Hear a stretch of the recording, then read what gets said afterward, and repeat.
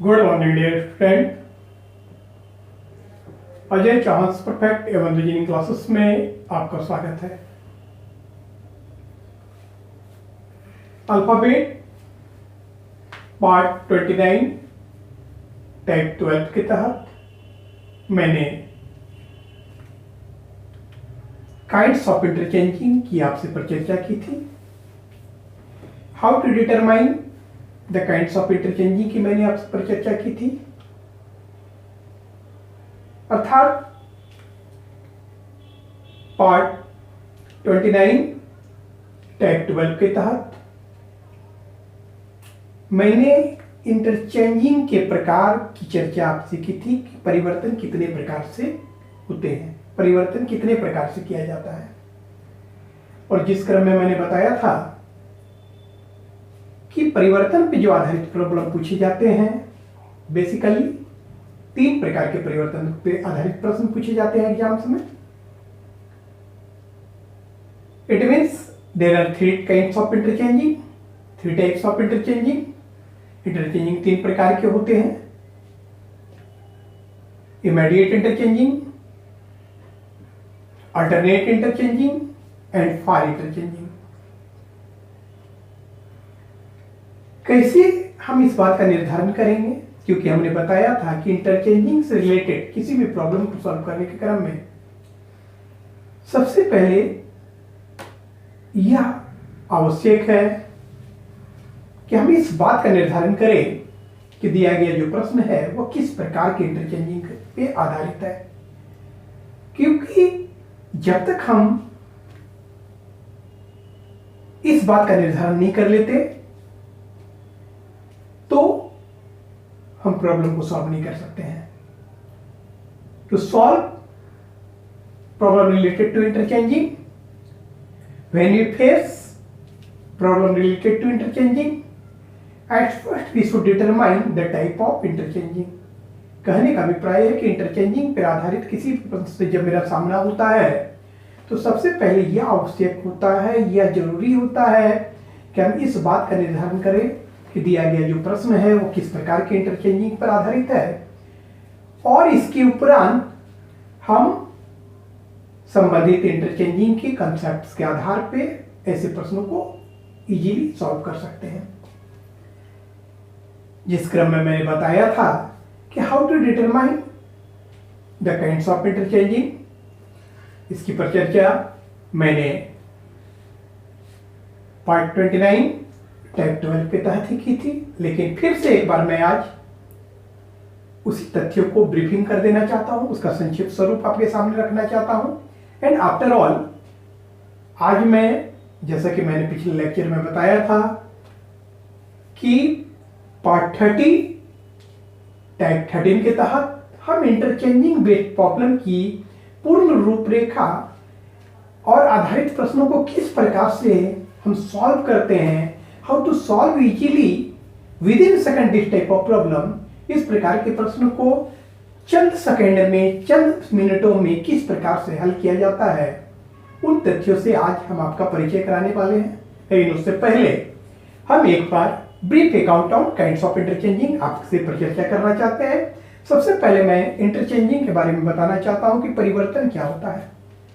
तो हम कह सकते हैं कि 2 अक्षर या 2 घटक के परस्पर स्थान परिवर्तन की प्रक्रिया को हम इंटरचेंजिंग कहते हैं, परस्पर परिवर्तन कहते हैं। The process of changing of 2 letter और 2 component to each other is called interchanging and there are 3 types of interchanging. Interchanging 3 प्रकार के होते हैं: इमीडिएट इंटरचेंजिंग, जिसको कि हम लोग तत्काल परिवर्तन कहते हैं, निकटवर्ती परिवर्तन कहते हैं, क्रमागत परिवर्तन कहते हैं। अल्टरनेट इंटरचेंजिंग, जिसको कि हम लोग एकांतरित परिवर्तन कहते हैं, इसे हम लोग डबल फ्री इंटरचेंजिंग भी कह सकते हैं। एंड फार इंटरचेंजिंग, जिसको कि दूरस्थ परिवर्तन कहते हैं। और जैसा कि मैंने बताया था कि फार इंटरचेंजिंग के भी 3 सब टाइप्स होते हैं। तो जहां तक इमीडिएट इंटरचेंजिंग का सवाल है, how to determine the various types of interchanging, तो इमीडिएट इंटरचेंजिंग पर आधारित प्रश्न है, इस बात का हम कैसे निर्धारण करते हैं। तो हमने आपको बताया था कि यदि परिवर्तित अक्षरों के बीच कोई गैप नहीं हो या परिवर्तित अक्षरों दो क्रमागत अक्षरों के बीच परिवर्तन प्रारंभ होता हो। यदि परिवर्तन दो क्रमागत अक्षरों के बीच होता हो, if interchanging starts between the two consecutive letter, दो क्रमागत अक्षरों के बीच परस्पर परिवर्तन होता हो, तो इसका अभिप्राय है कि दिया गया प्रश्न इमीडिएट इंटरचेंजिंग पे है, अर्थात तत्काल इंटरचेंजिंग पे है। कहने का अभिप्राय है यदि दो क्रमागत अक्षर परस्पर परिवर्तन करते हो, जैसे पहला और दूसरा, तीसरा और चौथा, पांचवा और छठा, अगर ऐसा परिवर्तन हो तो समझ जाइएगा कि दिया गया प्रश्न इमीडिएट इंटरचेंजिंग पर आधारित है। और मैंने बताया था कि इंटरचेंजिंग पे आधारित किसी भी प्रश्न को हल करने के क्रम में सबसे पहले यह आवश्यक होता है कि हम काइंड्स ऑफ इंटरचेंजिंग को निर्धारित करें। इट मीन्स सबसे पहले हम क्लू ऑब्जर्व करते हैं कि इंटरचेंजिंग किस प्रकार का, क्लू को देखते हैं। तो क्या है क्लू? क्लू यहाँ पे है कि यदि आपसे कहा जाए कि पहला और दूसरा अक्षर परिवर्तन कर रहा है, तीसरा और चौथा अक्षर परिवर्तन कर रहा है, कहने का अर्थ है यदि परिवर्तन का प्रारंभ दो क्रमागत अक्षरों से होता हो, if interchanging starts between the two consecutive letter, दो क्रमागत अक्षरों के बीच परिवर्तन हो रहा हो, तो इसका अभिप्राय है कि दिया गया प्रश्न इमीडिएट इंटरचेंजिंग पर आधारित है, अर्थात तत्कालीन परिवर्तन पर आधारित है। जैसे यदि अंग्रेजी वर्णमाला की बात की जाए तो आपसे कहा जाएगा कि यदि अंग्रेजी वर्णमाला के अक्षरों को परस्पर इस प्रकार से परिवर्तित कर दिया जाए, जैसे ए बी के स्थान पे आ जाए, बी ए के स्थान पे, सी डी के स्थान पर आ जाए, डी सी के स्थान पर, कहने का अर्थ यदि पहला और दूसरे अक्षर को आपस में परिवर्तन करा दिया जाए, तीसरे एवं चौथे अक्षर को आपस में अदल बदल दिया जाए, इसका अभिप्राय है कि दिया गया प्रश्न इमीडिएट इंटरचेंजिंग पर आधारित है। Next one, how to determine alternate interchanging, problem based on alternate interchanging. हम इस बात का कैसे निर्धारण करें कि दिया गया जो प्रश्न है वो एकांतरित परिवर्तन पर आधारित है। तो मैंने कहा था कि if there is a single gap between the interchanging letter, यदि परिवर्तित अक्षरों के बीच एक गैप हो, या अदर वर्ड दूसरे शब्दों में मैंने इस प्रकार से भी कहा था, if odd one interchange with next odd one, similarly even one interchange with next even one, it means the problem related to alternate interchanging। कहने का अभिप्राय है कि यदि विषम मान परिस्थित घटक ठीक अगले विषम मान परिस्थित घटक के साथ परिवर्तन करता हो, ठीक इसी प्रकार सममान परिस्थित घटक ठीक अगले सममान परिस्थित घटक के साथ परिवर्तन करता हो, इसका अभिप्राय है कि दिया गया जो प्रश्न है वह एकांतरित परिवर्तन पर आधारित है। जैसे कि मैंने बताया था कि कुछ इस प्रकार से आपको दिया गया हो कि यदि कोई भी वर्ड दिया गया हो या किसी भी सीक्वेंस में यदि आपसे कहा जाए कि दिए गए सीक्वेंस या दिए गए शब्द में प्रयुक्त कंपोनेंट, जैसे आपसे बोला जाए कि पहले एवं तीसरे अक्षर कंपोनेंट्स को आपस में परिवर्तित करा दिया जाए, ठीक इसी प्रकार दूसरे एवं चौथे कंपोनेंट को आपस में परिवर्तन कर दिया जाए, ठीक इसी प्रकार पांचवें और सातवें कंपोनेंट को आपस में परिवर्तन करा दिया जाए। यदि आप देख रहे हैं कि परिवर्तित अक्षरों के बीच एक गैप नजर आता हो, या मैंने कहा कि विषम मान परिस्थित घटक ठीक अगले विषम मान परिस्थित घटक के साथ परिवर्तन करता हो, सिमिलरली सममान परिस्थित घटक ठीक अगले सममान परिस्थित घटक से परिवर्तन करता हो, तो इसका अभिप्राय है कि दिया गया जो प्रश्न है वह एकांतरित परिवर्तन पर आधारित है। जहां तक फार इंटरचेंजिंग की बात थी तो हमने बताया था कि there are 3 types of four interchanging. Four interchanging को भी हमने 3 वर्गों में वर्गीकृत किया था। तो कैसे फार इंटरचेंजिंग का अभिप्राय होता है दूरस्थ परिवर्तन, जैसे कि एक लंबी दूरी से परिवर्तन होता हो, या फिर मैंने यह भी कहा था कि interchanging starts from mid region of the sequence और mid region of the word. यदि परिवर्तन का प्रारंभ जो है मध्य क्षेत्र से भी होता हो तो वह भी फार ही इंटरचेंजिंग का केस बनता है। सपोज कीजिए कि यदि आपको कोई शब्द दिया गया है और उसमें 10 वर्ड मौजूद हैं, तो मैंने जैसा कि इसमें बताया था कि इसको 3 वर्गों में हमने वर्गीकृत किया था। क्या? First letter of first half interchange with first letter of second half. प्रथम अर्धांश का पहला अक्षर यदि द्वितीय अर्धांश के पहले अक्षर के साथ परिवर्तन करता हो, यह पहला टाइप था। इसी में दूसरा टाइप मैंने बताया था कि यदि पहला लेटर अंतिम अक्षर से परिवर्तन करता हो, ठीक उसी प्रकार से दूसरा अक्षर अंतिम से दूसरे अक्षर से परिवर्तन करता हो, तो यह भी फॉर इंटरचेंजिंग है। और इसी को तीसरे रूप में मैंने यह भी बताया था कि जैसे कि मान लीजिए कि अंग्रेजी वर्णमाला है, यदि यह कहा जाए यदि अंग्रेजी वर्णमाला के अक्षरों को परस्पर इस प्रकार से परिवर्तित किया जाए कि एम एन के स्थान पर आ जाए, एन एम के स्थान पर आ जाए, ठीक इसी प्रकार से एल ओ के स्थान पर आ जाए एवं ओ एल के स्थान पर आ जाए। यहाँ पे हम लोग क्या देख रहे हैं कि परिवर्तन का प्रारंभ बिल्कुल मिड रीजन से हो रहा है। इट मीन्स हम इसे कह सकते हैं कि last letter of first half interchange with first letter of second half.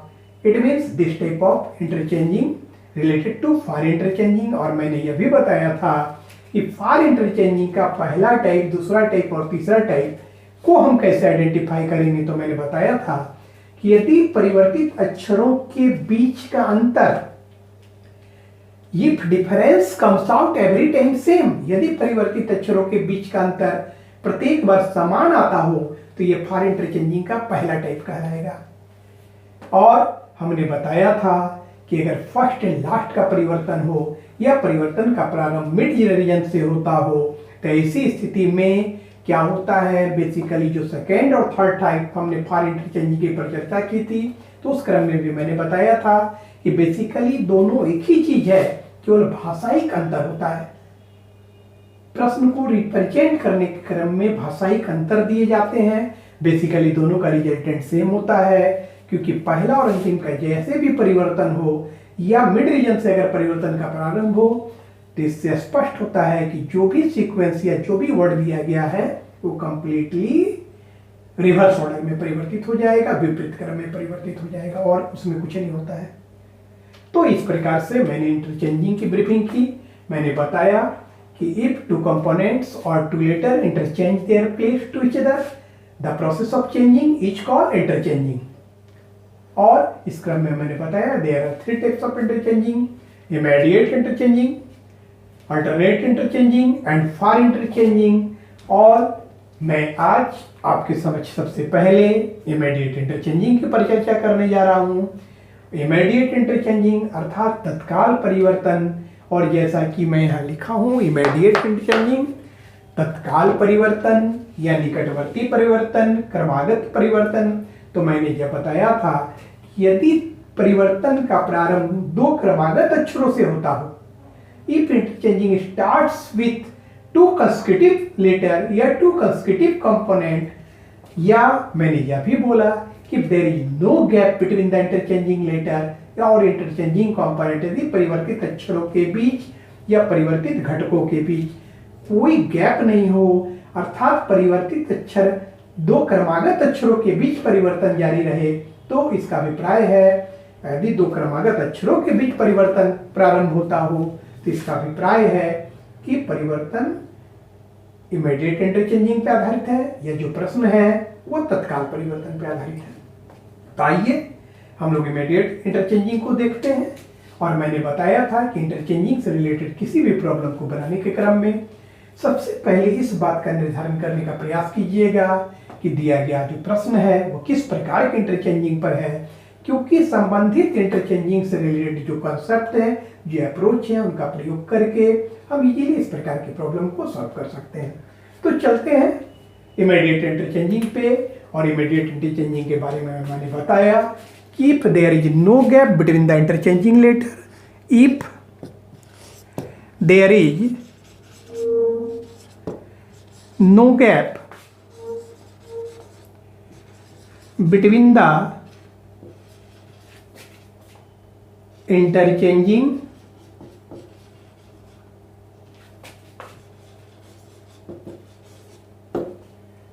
letters, it means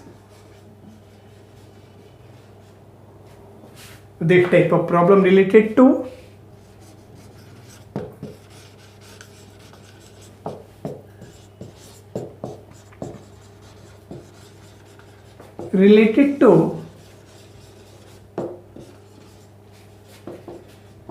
immediate interchanging.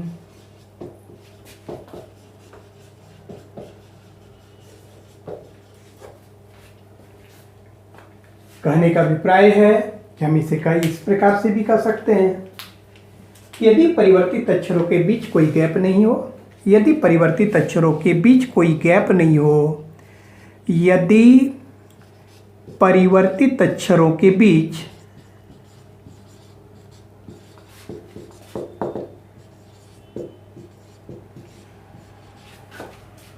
कोई गैप नहीं हो,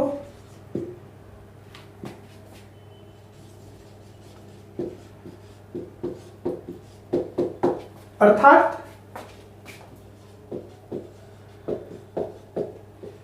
परिवर्तन क्रमागत घटकों के बीच होता हो, क्रमागत घटकों के बीच होता हो, तो इसका अभिप्राय है कि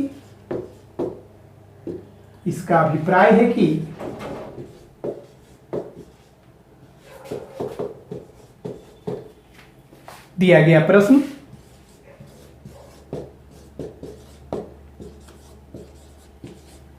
इमीडिएट इंटरचेंजिंग पर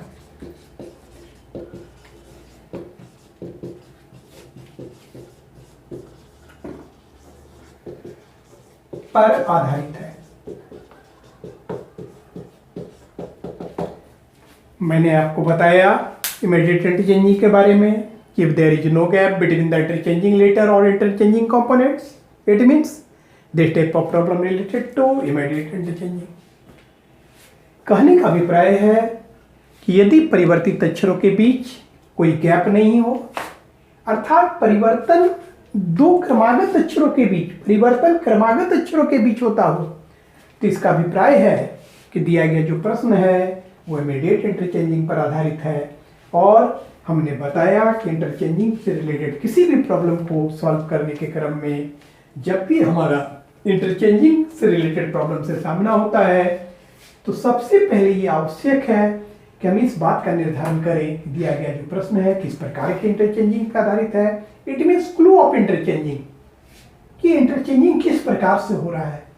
क्योंकि जब हम इस बात का निर्धारण कर लेंगे कि किस प्रकार के इंटरचेंजिंग का है, और तब उसके उपरांत ही हम संबंधित इंटरचेंजिंग के लिए प्रतिपादित अल्ट्रायूनिक, अल्ट्रा मॉडर्न या बेसिक जो भी कंसेप्ट है उसका प्रयोग करके हम संबंधित इंटरचेंजिंग पर आधारित प्रश्न को इजीली सॉल्व कर सकते हैं। ठीक, तो मैंने बताया कि इमीडिएट इंटरचेंजिंग। अब चले प्रश्न के साथ जो है पूरे स्वरूप इमीडिएट इंटरचेंजिंग के प्रश्न के पूर्ण प्रारूप के साथ मैं प्रश्न भी आपके सामने रखने जा रहा हूं, और इस प्रकार के प्रश्न को how to solve within a second, चंद लम्हों में, चंद पल में, चंद मिनटों में किस प्रकार से इस प्रकार के प्रश्न को हल किया जाता है, उसकी बारीकियों को, उसके अप्रोच को आपके सामने रिप्रेजेंट करने जा रहा हूँ, प्रस्तुत करने जा रहा हूँ, प्रदर्शित करने जा रहा हूँ। तो चले गौर करते हैं प्रश्न पे हम लोग, प्रश्न के साथ कि इमीडिएट इंटरचेंजिंग पे आधारित प्रश्न को हम किस प्रकार से सॉल्व करते हैं, उसकी रूपरेखा क्या होती है प्रश्न की, सारी बातों को आपके सामने अब हम रखने जा रहे हैं, प्रस्तुत करने जा रहे हैं। तो गौर करें।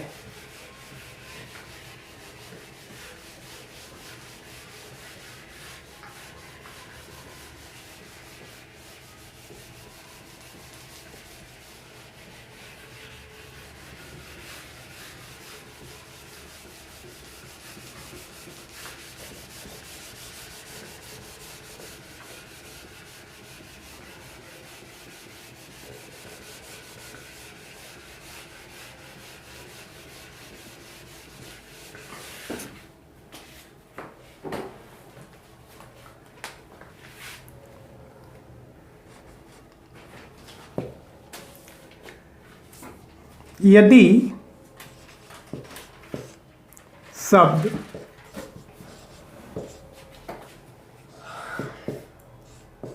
एग्जामिनेशन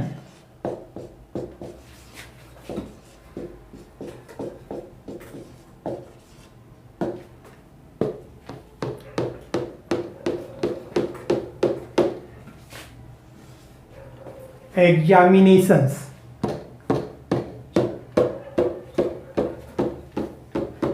के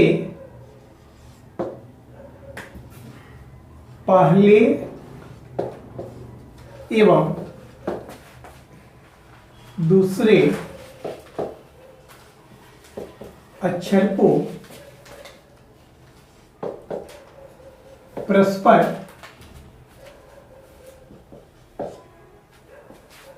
परिवर्तित कर दिया जाए।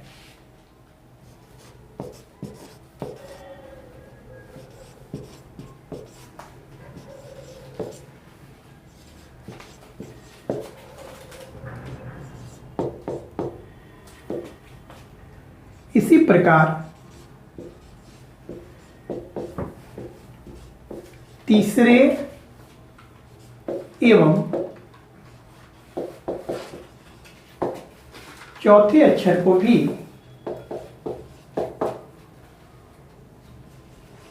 परस्पर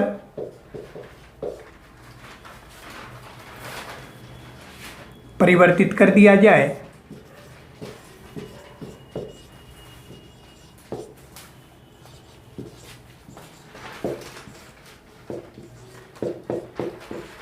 और आगे भी इसी प्रकार से परिवर्तन का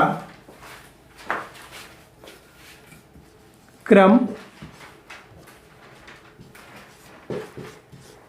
जारी रहे तो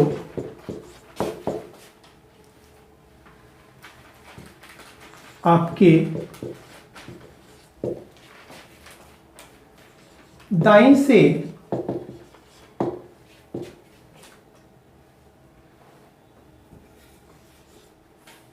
पांचवा अक्षर कौन सा होगा?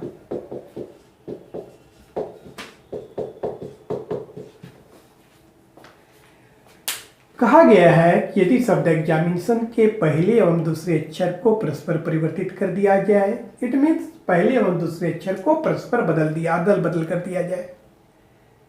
इसी प्रकार तीसरे एवं चौथे अक्षर को भी परस्पर परिवर्तित कर दिया जाए। तीसरे अक्षर चौथे अक्षर को भी आपस में अदल बदल दिया जाए और आगे भी इसी प्रकार से परिवर्तन का क्रम जारी रहे तो आपके दाएं से पांचवा अक्षर कौन सा होगा?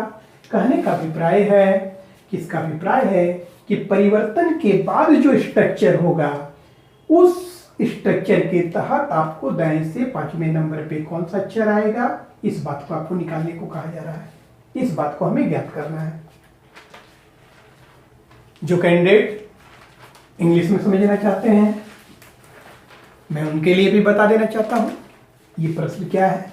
कहा जा रहा है कि if first and second letter of the given word examination interchange their place to each other, similarly third and fourth letter interchange their place to each other and so on. फिर से एक बार सुनिए क्या कहा जा रहा है। If first and second letter of the given word examination interchange their place to each other, similarly third and fourth letter also interchange their place to each other and so on, then which letter will be fifth from your right side after the interchanging? ये कहा जा रहा है। कहने का अभिप्राय है कि परिवर्तन के बाद जो नया स्ट्रक्चर बनेगा, जो नया स्वरूप होगा, नया क्रम बनेगा, उसके तहत दाएं से पांचवा अक्षर कौन सा होगा, इस बात का हमें निर्धारण करना है, इस बात को हमें ज्ञात करना है। ठीक, तो यहां पे गौर कीजिए। सबसे पहले तो हमने क्या बताया था, आपको दिया गया जो वर्ड है, फिर से मैं एक बार लिख देता हूं कि दिया गया जो वर्ड है वो है एग्जामिनेशन, एग्जामिनेशंस, ये वर्ड दिया गया है एग्जामिनेशन। 1 2 3 4 5 6 7 8 9 10 11 12 लेटर्स मौजूद हैं। हमने बताया था कि इंटरचेंजिंग पर आधारित किसी भी प्रश्न को हल करने के क्रम में सबसे पहले इस बात पे जोर दीजिएगा, इस बात को ज्ञात करने का प्रयास कीजिएगा, इस बात को निर्धारण करने का प्रयास कीजिएगा कि दिया गया जो प्रश्न है वो किस प्रकार के इंटरचेंजिंग पर आधारित है। To solve problem related to any interchanging, at first we should determine the type of interchanging, and after the determination of the interchanging, proceeds the concept related to interchanging. तो सबसे पहले हमें इंटरचेंजिंग का clue observe करना होगा। हम लोग clue पकड़ते हैं, दैट इज क्या क्लू है, क्या हिंट है जिसके आधार पे हम पकड़ेंगे कि दिया गया जो प्रश्न किस प्रकार के इंटरचेंजिंग पे आधारित है। तो मैंने आपको बताया था कि इमीडिएट इंटरचेंजिंग का पहचान है कि यदि परिवर्तन का प्रारंभ दो क्रमागत अक्षरों के बीच होता हो, यदि परिवर्तन दो क्रमागत अक्षरों से हो रहा हो, दो क्रमागत अक्षरों के बीच हो रहा हो, तो इसका अभिप्राय है कि दिया गया जो प्रश्न है वो इमीडिएट इंटरचेंजिंग पे है। और डिजिटल उसका पहचानिए, डिजिटल वे में अगर पहचानने की बात की जाए तो हम इस तरह कर सकते हैं कि पहला और दूसरा, that is the first and second, पहला और दूसरा क्लू दिया जा रहा है आपको। और क्लू दो स्टेप भी दिए जा सकते हैं, दो से ज्यादा भी स्टेप दिए जा सकते हैं, लेकिन एक या दो स्टेप ही काफी है पहचानने के लिए। उसके आधार पे हम आइडेंटिफाई कर सकते हैं, डिटरमाइन कर सकते हैं कि दिया गया जो प्रश्न है किस प्रकार के इंटरचेंजिंग पर आधारित है। तो यहाँ पे क्लू, सबसे पहले हम लोग क्लू ऑब्जर्व करेंगे। क्लू क्या है कि पहले एवं दूसरे अक्षर को परस्पर परिवर्तित करा दिया जाए, इसी प्रकार से तीसरे एवं चौथे अक्षर को भी आपस में परिवर्तित करा दिया जाए, एंड सो ऑन, और आगे भी इसी प्रकार से परिवर्तन का क्रम जारी रहे। हम लोग यहाँ पे क्या देख रहे हैं कि परिवर्तित अक्षरों के बीच कोई तीसरा अक्षर मौजूद नहीं है, अर्थात दो क्रमागत अक्षरों के बीच, दो क्रमागत घटकों के बीच परिवर्तन प्रारंभ है, क्रमागत अक्षरों के बीच परिवर्तन हो रहा है। तो इससे स्पष्ट होता है कि दिया गया जो प्रश्न है वो इमीडिएट इंटरचेंजिंग पर आधारित है। इमीडिएट इंटरचेंजिंग पर ये प्रश्न आधारित है। इस बात को जानने के लिए ये क्लू ही काफी है। यदि आपसे कहा जाए कि पहले एवं दूसरे अक्षर को या पहले या दूसरे घटक को परिवर्तित करा दिया जाए, तीसरे एवं चौथे अक्षर के बीच अगर परिवर्तन हो रहा है, कहने का अर्थ है कि यदि दो क्रमागत घटकों के बीच परिवर्तन हो रहा हो तो तुरंत समझ जाइएगा कि दिया गया जो प्रश्न है तो वो इमीडिएट इंटरचेंजिंग पर आधारित है। अब सवाल उत्पन्न होता है कि जब हम इस बात का निर्धारण कर चुके हैं कि दिया गया जो प्रश्न है वह इमीडिएट इंटरचेंजिंग पे आधारित है, तो अब सवाल यह उत्पन्न होता है कि हम इस प्रकार के प्रश्न को सॉल्व कैसे करें। How to solve easily, how to solve within a second, चंद मिनटों में, चंद सेकेंड में इस प्रकार के प्रश्न को कैसे बनाएं। जनरली कैंडिडेट क्या करते हैं कि पहले और दूसरे अक्षर को परिवर्तित करा दिया जाए, तो वो इस प्रकार से करेंगे, ऐसे करेंगे।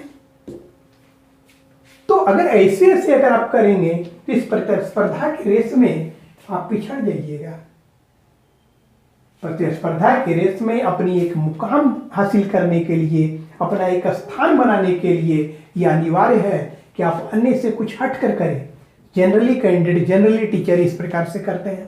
प्लस यहाँ पे यह बात भी बता देना चाहते हैं, बहुत सारे कैंडिडेट ऐसा करते हैं कि पहला और दूसरा के बीच परिवर्तन हुआ, फिर दूसरा और तीसरा। लेकिन हम यहाँ पे एक बार फिर से यह बता देना चाहते हैं कि यदि कोई घटक एक बार किसी घटक से परिवर्तन कर लेता है, यदि दो घटक के बीच परस्पर परिवर्तन हो जाता है, तो फिर वह थर्ड वन से परिवर्तन नहीं करेगा। इस बात का ख्याल रखिएगा। ऐसा नहीं कि पहला और दूसरा कर लिया फिर दूसरा और तीसरा कर लिया, नहीं, पहला और अगर दूसरा कर लिया तो एक दो से किया, दो एक से किया, फिर ये किसी अन्य से नहीं करेगा। इस बात का ख्याल रखिएगा। और इमीडिएट इंटरचेंजिंग में क्या होता है कि दो क्रमागत अक्षरों, दो क्रमागत घटकों के बीच परिवर्तन होता है। तो जनरली कैंडिडेट हमने क्या बताया कि हल करने के क्रम में इस प्रकार से करते हैं, लेकिन ये गलत ट्रेडिशन है, ऐसा आपको नहीं करना है। तो अब सवाल उत्पन्न होता है कि आखिर क्या हम करें जो कि इजीली इस प्रकार के प्रश्न को सॉल्व करें, हल कर सकते हैं। तो क्या इसका अल्टरनेटिव ट्रिक है? तो आइए हम इसका ट्रिक बताते हैं कि इस प्रकार के जो प्रश्न आपका सामना हो, जब भी इस प्रकार के प्रश्न सामना हो, अर्थात when we face problem related to immediate interchanging, then how we solve easily this type of problem. तो आइए चलते हैं ट्रिक, हम आपको बताते हैं कि क्या ट्रिक है इसका। इमीडिएट इंटरचेंजिंग पे आधारित प्रश्न को किस प्रकार से हम with in second, within a minute कैसे सॉल्व करते हैं, वो उसका ट्रिक क्या है, तो हम आपको बताते हैं इसका ट्रिक क्या है।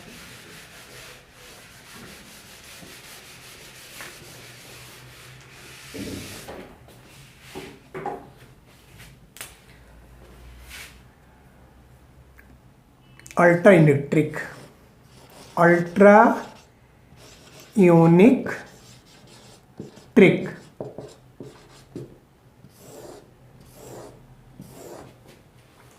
To solve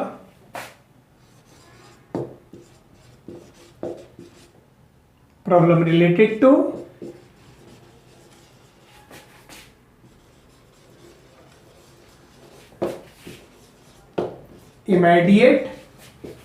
immediate interchanging. Ultra unique trick to solve problem related to immediate interchanging.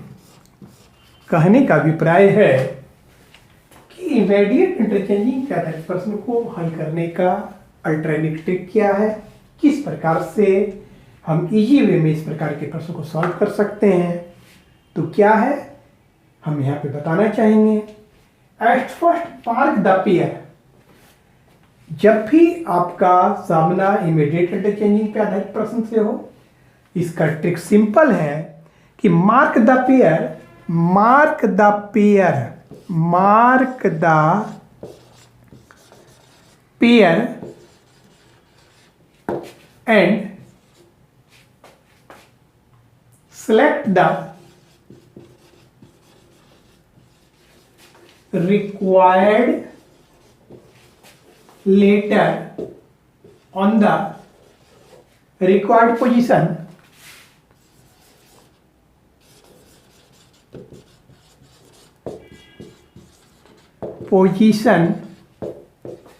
under the appropriate pair. इसका सिंपल सा ट्रिक है, जब भी आपका सामना इमीडिएट इंटरचेंजिंग पे आधारित प्रश्नों से होता हो, तो इसका सिर्फ सिंपल ट्रिक है mark the pair and select the required later on the required position under the appropriate pair. कहने का अर्थ है कि हमें पेयर का निर्धारण करते हुए, पेयर मार्क करते हुए, अक्षरों के जोड़े का निर्धारण करते हुए, कहने का अर्थ है कि अभीष्ट अक्षर के निर्धारण के क्रम में, अभीष्ट अक्षर के निर्धारण के क्रम में पेयर का निर्धारण करते हुए, जोड़े का निर्धारण करते हुए, जोड़े को मार्क करते हुए, अभीष्ट जोड़े के अंतर्गत हमें अभीष्ट अक्षर का निर्धारण करना चाहिए। Mark the pair and select the required later on required position under the appropriate pair. कहने का अर्थ है कि अभीष्ट क्रम पर अभीष्ट अक्षर को प्राप्त करने के लिए, अभीष्ट क्रम पर अभीष्ट अक्षर को प्राप्त करने के लिए दिए गए शब्द में प्रयुक्त अक्षर में को हमें जोड़ा बना देना चाहिए, पेयर मार्क कर देना चाहिए और अभीष्ट पेयर के तहत जो है अभीष्ट अक्षर का निर्धारण करना चाहिए। इसको हम हिंदी में कुछ इस प्रकार से लिख सकते हैं, इंग्लिश में तो मैंने बताया कि mark the pair and select the required later on required position under the appropriate pair. Hindi में अगर इसको लिखना चाहें तो हम लोग कुछ इस प्रकार से लिख सकते हैं कि अभीष्ट क्रम पर अभीष्ट अक्षर के निर्धारण के क्रम में, अभीष्ट क्रम पर अभीष्ट अक्षर के निर्धारण के क्रम में हम लोग कुछ इस प्रकार से लिख सकते हैं। अभीष्ट क्रम पर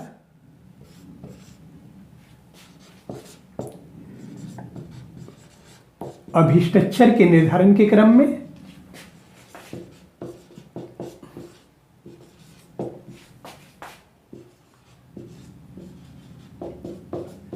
निर्धारण के क्रम में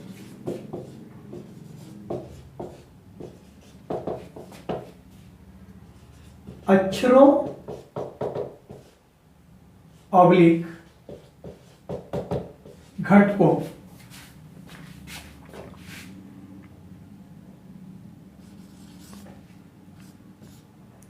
के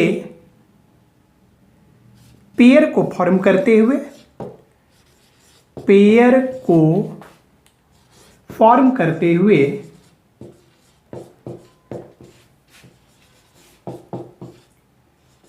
अभिष्ट पेयर के तहत उपयुक्त पेयर के तहत, अभिष्ट नहीं उपयुक्त पेयर के तहत, उपयुक्त पेयर के तहत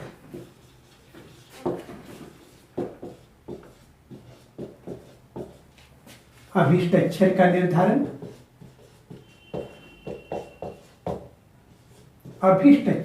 निर्धारण करना चाहिए। अभिष्ट क्रम पर अभिष्ट अक्षर के निर्धारण के क्रम में अक्षरों ऑब्लिक घटकों के पेयर को फॉर्म करते हुए उपयुक्त पेयर के तहत अभिष्ट अक्षर का निर्धारण करना चाहिए। Mark the pair and select the required later on required position under the appropriate pair. ठीक, अब दिखाते हैं कि कैसे हम लोग मार्क द पेयर करते हैं, पेयर को किस प्रकार से मार्क करते हैं। मैं क्या ये बोल रहा हूं कि mark the pair and select the appropriate letter under the appropriate pair, मैं क्या बोल रहा हूं उस बात को मैं यहाँ पे आपको दिखाना चाहूंगा। पहले इसको हटाता हूं, उसके बाद आपको इसको क्लियर कर रहा हूं।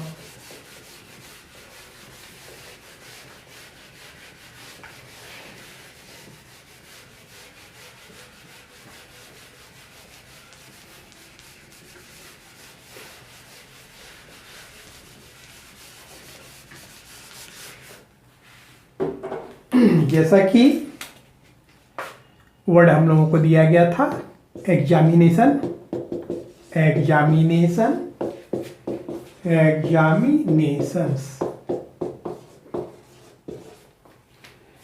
और हम लोगों ने जो क्लू ऑब्जर्व किया था, क्लू था प्रश्न में क्या कि पहले एवं दूसरे अक्षर को परस्पर परिवर्तित करा दिया जाए।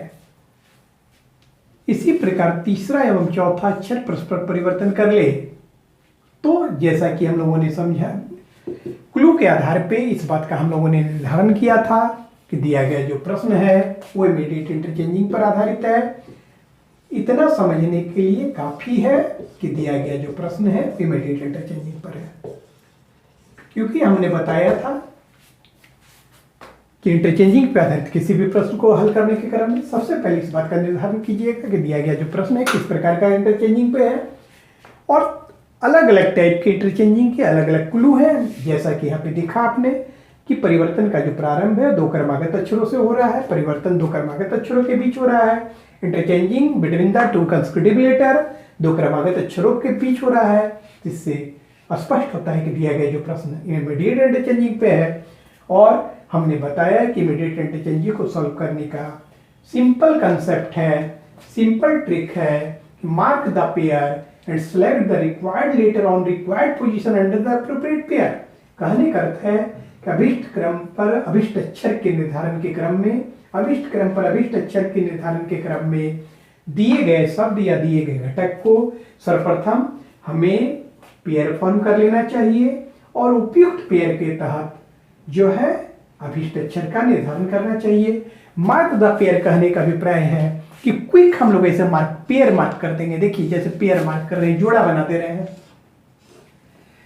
जब भी आपका तत्काल परिवर्तन पे आधारित प्रश्न से सामना हो, क्विक इस प्रकार से पेयर फॉर्म कर दीजिएगा जैसा कि मैंने दिखाया। ये पेयर मार्क मैंने कर दिया, सिंपल ट्रिक है। ये नहीं कि आप ऐसे और ऐसे नचा रहे हैं, ये सब नहीं। ये सब ढक करता है, जो ढक कैंडिडेट होता है वो लोग करते हैं। और इस प्रकार से अगर आप करेंगे तो प्रतिस्पर्धा के दौड़ में आप कभी भी आगे नहीं बढ़ सकते, पिछड़ जाएंगे। सिंपल है, जैसे ही आपको ये ज्ञात हो कि दिया गया जो प्रश्न इमीडिएट इंटरचेंजिंग पे आधारित है, क्विक इस प्रकार से पेयर मार्क कर दीजिएगा, क्रमागत अक्षरों का पेयर मार्क कर दीजिएगा। और अब आपसे कहा गया था कि यदि इसी प्रकार से परिवर्तन का क्रम जारी रहे तो आफ्टर द इंटरचेंजिंग आपसे बोला गया था कि दाएं से पांचवा अक्षर क्या होगा। यह प्रश्न में बोला गया था कि दाएं से पांचवा अक्षर क्या होगा। आपको जो प्रश्न दिया गया था उसमें दाएं से पांचवा अक्षर क्या होगा ये बोला गया था। यहां पे मैं बता देना चाहता हूं कि जो दाएं से पांचवा अक्षर निकालना है वो परिवर्तन के बाद दाएं से पांचवा अक्षर क्या होगा इस बात को आपको बोला गया है। तो दाएं से पांचवा अक्षर अगर निकालना है, कहने का अर्थ है कि फ्रॉम राइट फिफ्थ पोजीशन पे क्या होगा, एफ आर फिफ्थ पे क्या होगा ये हम लोगों को ज्ञात करना है। That is the right hand side से, ये आपका RHS साइड है, ये आपका LHS साइड है। और फ्रॉम लेफ्ट कोई भी हम लोग काउंट इधर से करते हैं, जबकि दाएं say that is the from right जो हम लोग काउंट करेंगे इधर से। कहने का अर्थ है आपसे बोला जा रहा है कि दाएं से पांचवा क्या होगा। तो दाएं से पांचवा पेयर मार्क कर देने पे क्या होता है कि हम लोग क्विक अपने पोजीशन पे आ जाते हैं। दाएं से पांचवा that is the from right side से थर्ड पेयर का पहला लेटर। दाएं से पांचवा कहने का अर्थ है कि अगर दाएं से पांचवा पोजीशन इट मीन्स इधर से चलेंगे तो तीसरा पेयर अगर निर्धारित है तो क्विक हम लोग पहुंच जाएंगे कि तीसरे पेयर का पहला अक्षर। तो तीसरे पेयर का तो पहला अक्षर यहाँ टी दिख रहा है, तीसरे पेयर का तो पहला अक्षर टी दिख रहा है। तो आप सोच रहे होंगे कि क्या हमारा आंसर टी होगा, लेकिन नहीं। मैं बता देना चाहता हूं कि चूंकि क्रमागत अक्षर परिवर्तन कर रहे हैं अपने स्थान, तो परिवर्तन के बाद टी के पोजीशन पे तो टी नहीं रहेगा, वो तो परिवर्तित करेगा। तो किससे परिवर्तन करेगा, तो टी के स्थान पे कौन आ जाएगा परिवर्तन के बाद, ए आ जाएगा, अर्थात हमारा अक्षर ए हो जाएगा। ठीक, हम लोगों का अभीष्ट उत्तर दाएं से पांचवा पोजीशन पे कौन होगा, ए होगा। इसलिए कि यदि इधर से हम देख रहे हैं तो दाएं से 5 नंबर पे टी है, लेकिन सवाल यह उत्पन्न होता है कि जब अक्षर परिवर्तन परस्पर कर रहे हैं तो परिवर्तन के बाद भी टी यहाँ पे बैठा नहीं ना होगा। हमें तो यह देखना है कि टी के स्थान पे कौन आएगा। तो टी का पेयर पे कौन है, ए से पेयरिंग कर रहा है। तो अब क्या होगा कि ए के स्थान पे टी आ जाएगा और टी के स्थान पर ए आ जाएगा। तो इस स्थिति में दाएं से जो पांचवा पोजीशन पर होगा वो कौन हो जाएगा, ए। और यहाँ पे ध्यान रखिएगा कि रिजल्टेंट जो आपको प्राप्त होगा, जो आपका अभीष्ट अक्षर होगा, वो हर हाल में पेयर के तहत ही होगा। इस बात को ध्यान रखिएगा। कहने का अर्थ है कि always mark the कोलेटर of the pair.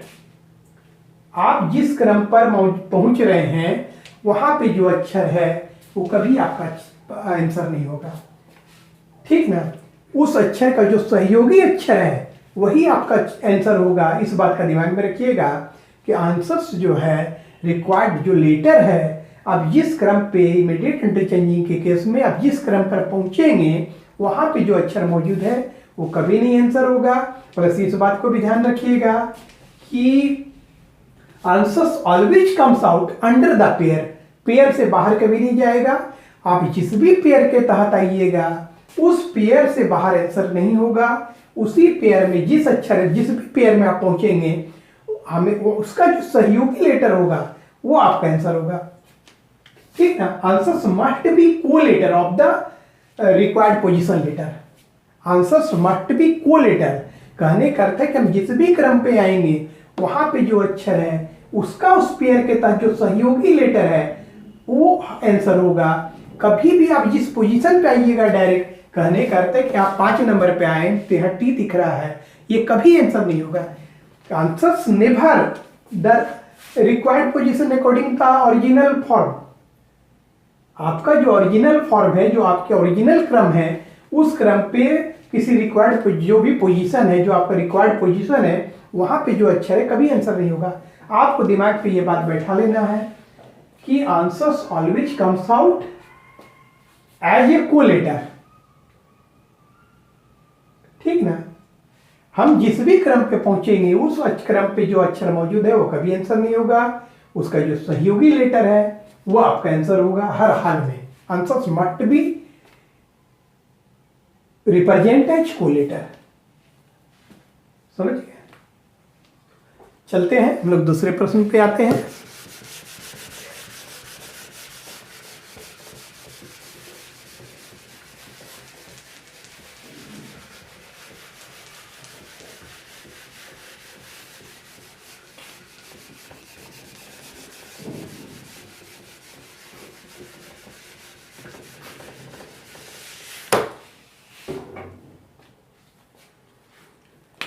दो नंबर प्रश्न है, यदि शब्द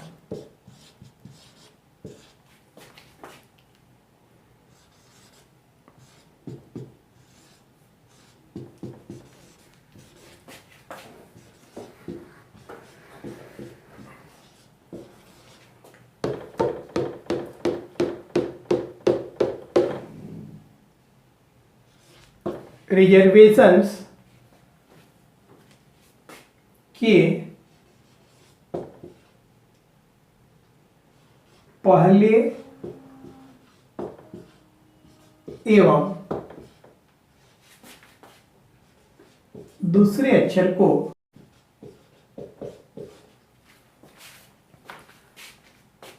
आपस में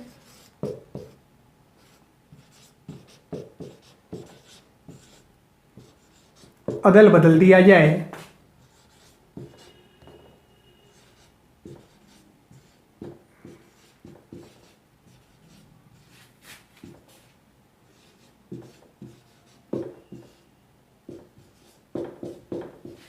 इसी प्रकार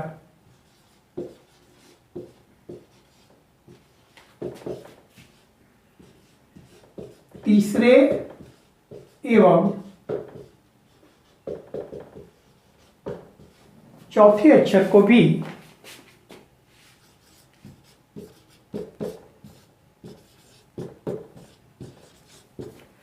आपस में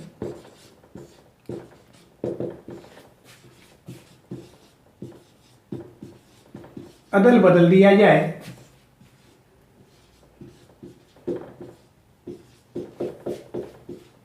और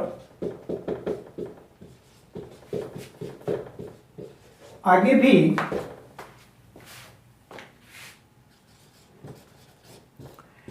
इसी प्रकार से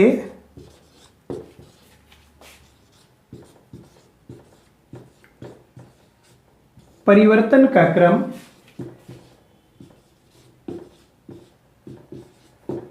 जारी रहे तो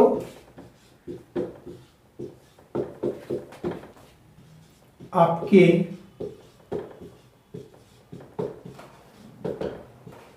बाएं से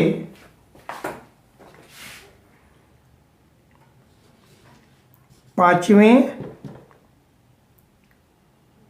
नौवें एवं तीसरे तथा दाएं से सातवें, 11वें एवं 5वें स्थान पर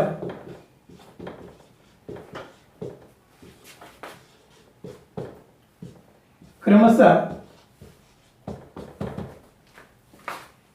कौन कौन से अक्षर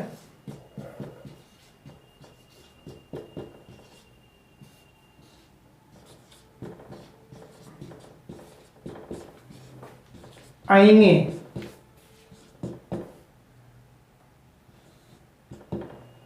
ये आपको बोला गया। यदि शब्द रिजर्वेशंस के पहले एवं दूसरे अक्षर को आपस में अदल बदल दिया जाए, इसी प्रकार तीसरे एवं चौथे अक्षर को भी आपस में अदल बदल दिया जाए और आगे भी इसी प्रकार से परिवर्तन का क्रम जारी रहे तो आपके बाएं से पांचवें, नौवें एवं तीसरे तथा दाएं से सातवें, 11वें एवं 5वें स्थान पर क्रमशः कौन कौन से अक्षर आएंगे।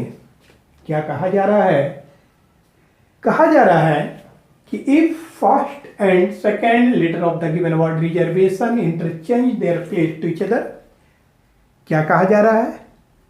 इफ, ऐसे भी हम कह सकते हैं, if in a word reservation first and second letter interchange their place to each other, similarly third and fourth letter interchange their place to each other, similarly fifth and sixth letter interchange their place to each other, and so on, then which letter will be fifth, ninth and third from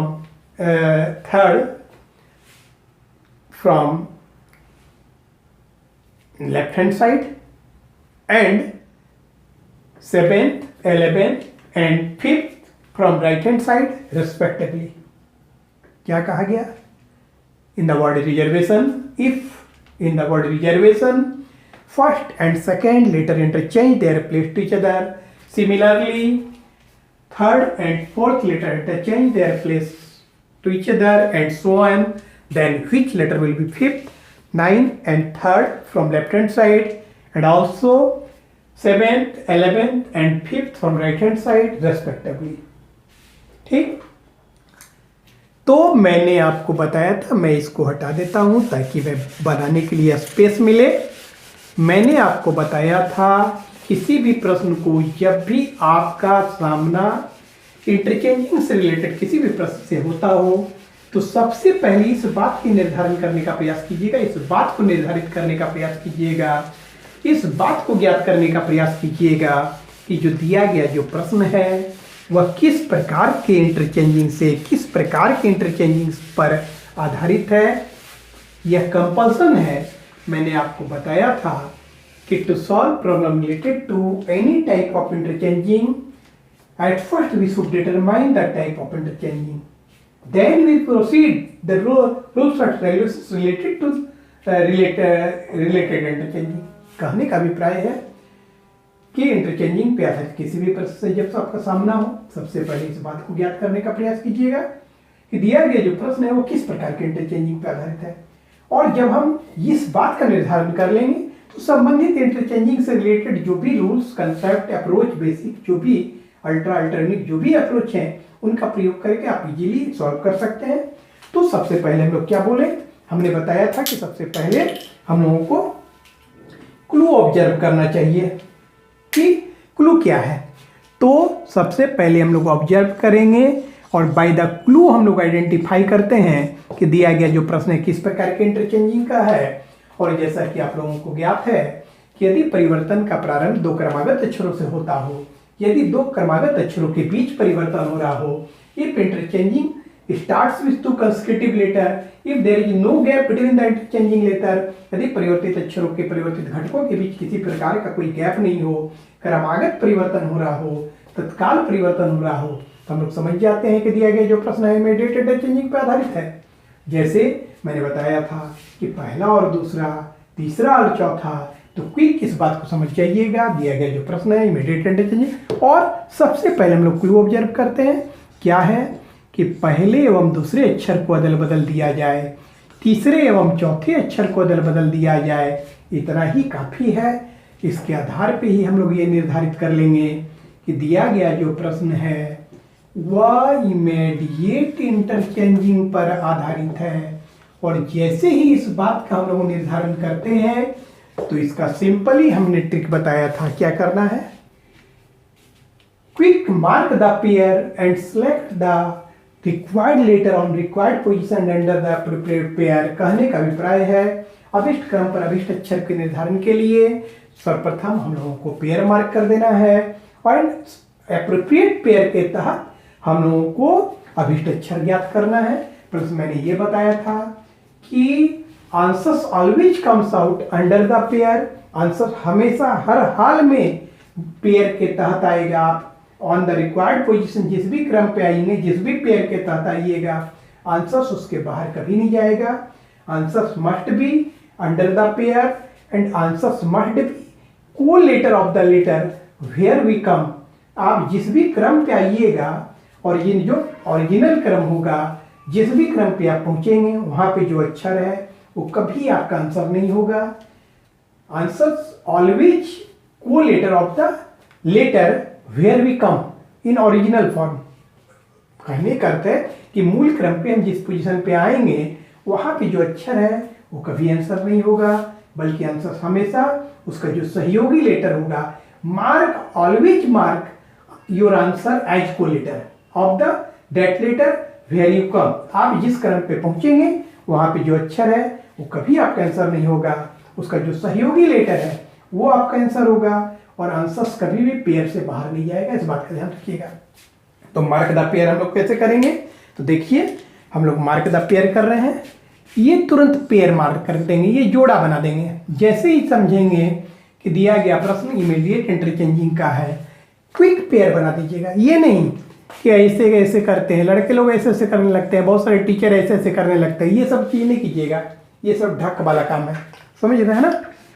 इस प्रकार से आप करेंगे तो प्रतिस्पर्धा के इस race में काफ़ी पिछड़ जाएंगे और सक्सेस नहीं हो सकते हैं। अगर आपको सफलता हासिल करना है तो आपको विदिन सेकंड बनाना है इस प्रकार के सॉल्यूशन को, प्रॉब्लम को। और आप यहाँ तक यहाँ देख रहे हैं कि मैंने यहाँ पे एक प्रॉब्लम के साथ आपको 6 प्रॉब्लम टैग कर दिया और बाएं से एवं दाएं से दोनों साइड से मैंने आपको दिखाया कि बाएं से आपको बोला गया है ये जो फिगर है ये आपको दिया गया है बाएं से 5वें 9वें एवं तीसरे, और दाएं से भी मैंने दिखाया 7वें 11वें और 5वें। कहने करते कि 6 रिजल्ट आपको निकालना है। जनरल कैंडिडेट तक बका जाएंगे, लेकिन नहीं, अगर आप ये कंसेप्ट आपको जो मैंने ट्रिक दिया कि इमीडिएट इंटरचेंजिंग को अगर आप इजीली सॉल्व करना चाहते हैं तो सिंपल इसका है कि mark the pair and select the required later on required position under the appropriate pair. अभिष्ट क्रम पर अभिष्ट अक्षर के निर्धारण के लिए दिए गए शब्द या दिए गए घटक को सबसे पहले हम लोग पेयर फॉर्म कर लेना चाहिए और पेयर फॉर्म करते हुए अभिष्ट पेयर के तहत अभिष्ट अक्षर का निर्धारण करना चाहिए। जैसा कि आप देख रहे हैं कि मैंने क्विक पेयर, इसको कहते हैं पेयर मार्किंग, जोड़ा बना लेना। जोड़ा बनाने से क्या होता है कि आपको काउंट करने में भी आसानी होगी, प्लस इस बात का ख्याल रखिएगा कि आप जिस भी क्रम पे पहुंचेंगे according to problem, according to requirement, उस क्रम पे जो अक्षर होगा वो कभी आपका अक्षर नहीं, आंसर नहीं होगा, बल्कि उसका सहयोगी जो होगा वो आपका आंसर होगा। Always mark as your answer, always mark code letter as your answer, always mark code component as your answer. कहने का अर्थ है कि आप जिस क्रम पे पहुंचेंगे वहां पे जो अक्षर है उसको कभी भी अपने उत्तर के रूप में मार्क नहीं कीजिएगा। प्लस ये भी मैं बता देना चाहता हूं कि answers always comes out under the pair. Answers हमेशा पेयर के तहत ही आएगा, पेयर से बाहर कभी नहीं जाएगा, इस बात का ध्यान रखिएगा।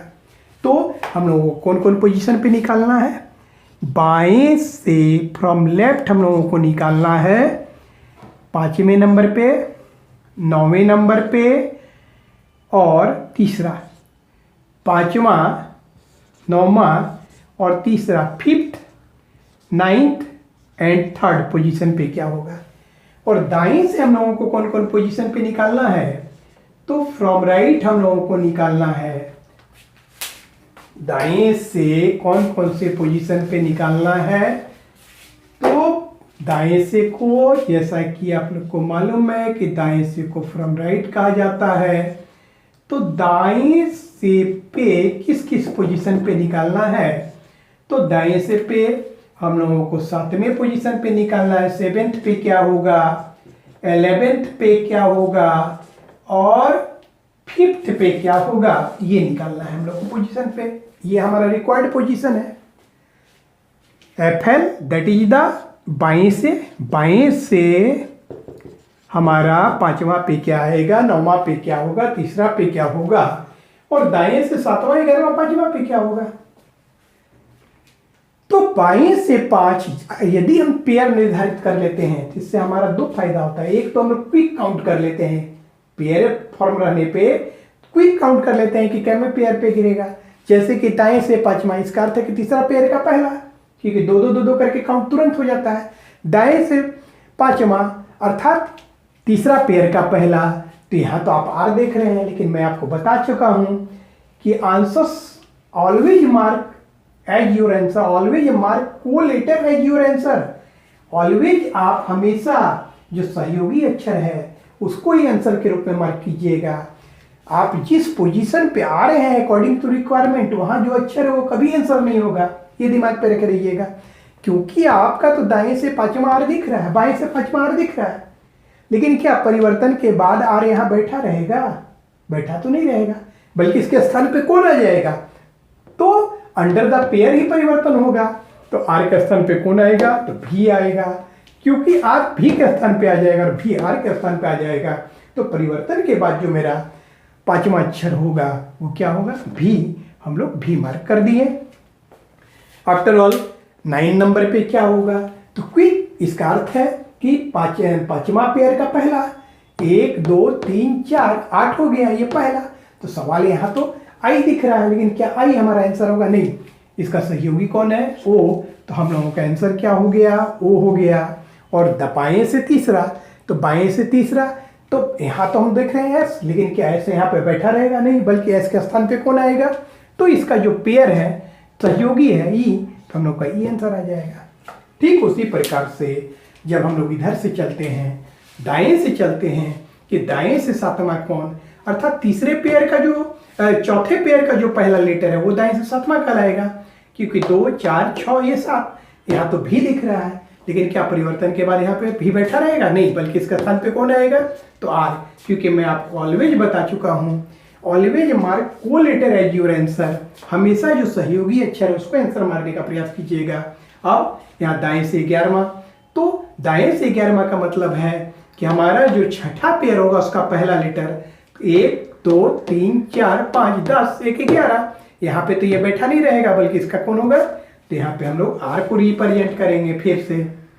और दाएं से पांचवा, तो दाएं से पांचवा का अभिप्राय है तीसरे पेयर का जो पहला, तो यहाँ तो टी दिख रहा है, लेकिन क्या परिवर्तन के बाद यहाँ टी होगा? नहीं, बल्कि इसके स्थान पे कौन आ जाएगा? ए आ जाएगा। तो हम लोग का आंसर क्या हो जाएगा? यहाँ पे ए हो जाएगा। ठीक, तो इस प्रकार से आपने देखा।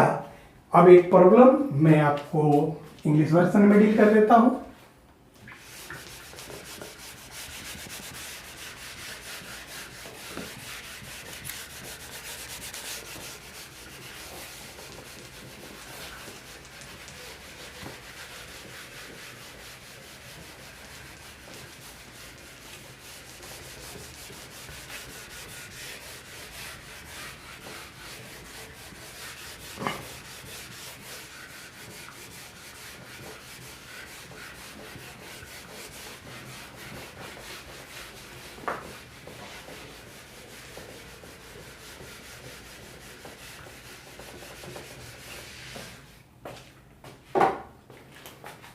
तीसरे प्रॉब्लम पे जाइए, जिसका कि हम वर्सन इंग्लिश वर्सन में आपको डील कर रहे हैं। If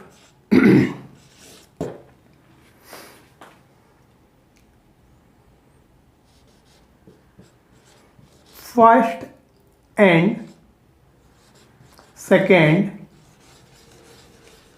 letter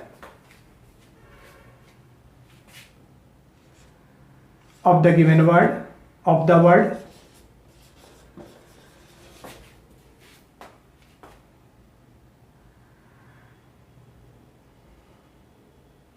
contractor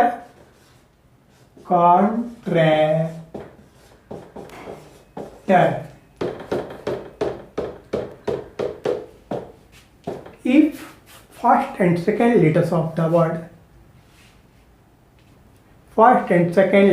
word contractor interchange their place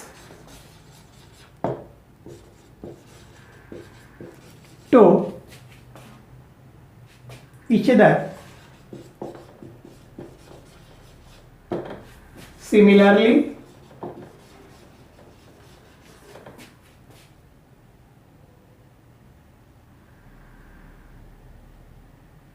third and fourth letter also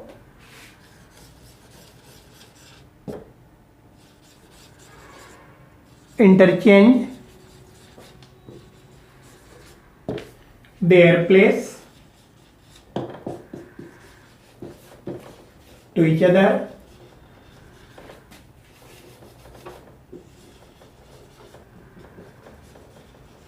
and so on and so on. Then which letter will be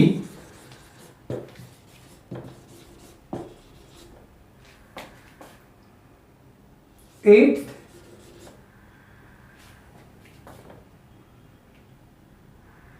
fifth and third from your right hand side?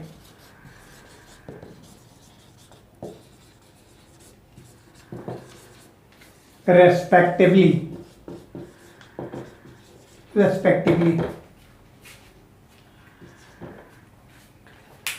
क्या कहा जा रहा है? कहा जा रहा है first and second letter of the word contractor interchange their place to each other. Similarly, third and fourth letter also interchange their place to each other, and so on. Then which letter will be eighth, fifth and third from your right hand side respectively? कहने का अभिप्राय है यदि शब्द contractor के पहले एवं दूसरे अक्षर को परस्पर परिवर्तित करा दिया जाए, इसी प्रकार तीसरे एवं चौथे अक्षर को भी परस्पर परिवर्तित करा दिया जाए, तो आपके दाएं से आठवां, पांचवां एवं तीसरे स्थान पे कौन कौन से अक्षर होंगे? तो यहाँ पे सबसे पहले मैंने बताया था कि क्लू हम लोग ऑब्जर्व करेंगे, और क्लू क्या है? तो क्लू है कि पहला और दूसरा, तीसरा और चौथा इतना ही काफ़ी है कि दिया गया जो प्रश्न है वह इमीडिएट इंटरचेंजिंग से रिलेटेड है, तत्काल परिवर्तन से रिलेटेड है। तो हम लोगों मैंने क्या बताया था कि जब भी आपका तत्काल परिवर्तन से सामना हो, क्विक मार्क कर दीजिएगा पेयर। ये हम लोगों ने पेयर मार्क किया, ये जोड़ा का हम लोगों ने निर्धारण किया, क्विक पेयर मार्क कर दीजिएगा। और पेयर मार्क करने के बाद क्या क्या रिक्वायरमेंट है, कौन कौन सा रिक्वायर्ड पोजीशन है, तो दाएं से हम लोगों को निकालना है from right eighth pay, fifth पे और थर्ड पे। तो दाएं से इन पोजीशन पे निकालना है। तो क्विक हम यहाँ पे देखेंगे दाएं से आठवां, तो चौथा पेयर पे होगा राइट साइड से, 1 2 3 4। यहाँ पे एन है लेकिन यहाँ तो एन नहीं बैठा रहेगा, क्योंकि मैं बता चुका हूँ हमेशा को लेटर को आंसर के रूप में मारिएगा, प्लस पेयर से बाहर आंसर नहीं जाएगा, क्योंकि परिवर्तन के बाद यहाँ एन नहीं रहेगा बल्कि एन का स्थान कौन लेगा? टी। हम लोगों का आंसर क्या हो जाएगा? टी। दाएं से पांचवा अर्थात तीसरे पेयर का पहला, यहाँ ए है लेकिन परिवर्तन के बाद तो ए नहीं रहेगा बल्कि इसका स्थान पे कौन आएगा? आर। हम लोगों का आंसर आर हो जाएगा। दाएं से तीसरा तो सेकंड पेयर का पहला, यहाँ पे तो टी नहीं होगा क्योंकि परिवर्तन के बाद इसके स्थान पे कौन आ जाएगा? सी। तो इस प्रकार से हम लोगों का आंसर क्या हो गया? सी। तो जैसा कि मैंने इमीडिएट इंटरचेंजिंग की बारीकियों को आपके सामने रखा, how to solve problem related to immediate interchanging within a second, within कुछ पल में, कुछ लम्हों में, कुछ सेकेंडों में किस प्रकार से इस प्रकार के परिवर्तन को बनाया जाता है। और सिंपली मैंने बताया कि प्रॉब्लम बनाने के क्रम में सबसे पहले क्लू का ऑब्जर्वेशन कीजिएगा, और सिंपल था कि मैंने बताया कि यदि क्रमागत अक्षरों के बीच परिवर्तन होता है तो तुरंत समझ जाइएगा कि दिया गया जो प्रश्न है वो इमीडिएट इंटरचेंजिंग पे आधारित है। एंड आफ्टर ऑल जो है इसका क्लू क्या था कि पहला और दूसरा, तीसरा और चौथा ऐसा परिवर्तन हो तो समझ जाएंगे इमीडिएट इंटरचेंजिंग। और जैसे ही इस बात का आप निर्धारण करेंगे कि दिया गया जो प्रश्न इमीडिएट इंटरचेंजिंग पे आधारित है तो क्विक मार्क द पेयर कीजिएगा, और पेयर मार्क करते हुए अभिष्ट अक्षर का निर्धारण कीजिएगा। प्लस मैंने बता दिया था कि always mark your answer as code letter of the required positions. Letter आप जिस पोजीशन पे आएंगे वहाँ पे जो लेटर है उसका जो को लेटर है, सहयोगी अक्षर है, उसको मार्क कीजिएगा। तो इस प्रकार से इमीडिएट इंटरचेंजिंग को मैं यहीं पे कंक्लूड करना चाहता हूँ। इस प्रकार से अगले लेक्चर में हम आपके समक्ष फिर से उपस्थित होंगे अल्टरनेट इंटरचेंजिंग के साथ। मुझे उम्मीद है कि निश्चित ही आप इमीडिएट इंटरचेंजिंग की बारीकियों को, इमीडिएट इंटरचेंजिंग से related ultra unique approach, basic concepts को, डिफरेंट टाइप्स ऑफ अप्रोचेज को आप जरूर जो है समझे होंगे, निश्चित ही आपको समझ आ रही होगी। आफ्टर ऑल ऐसे कैंडिडेट्स जो हमारे लेक्चर्स को पहली बार देख रहे हैं, अगर आपको हमारा लेक्चर्स अच्छा लगता हो तो आप हमारे चैनल को सब्सक्राइब करें, लाइक करें, एंड साथ ही साथ मैं भी यह भी बताना चाहूँगा कि बेल आइकन को भी दबाना ना भूलें, ताकि हमारा कोई भी वीडियो जब अपलोड हो तो उसका अविलंब नोटिफिकेशन आपको प्राप्त हो जाए। Thank you, have a nice day, thanks.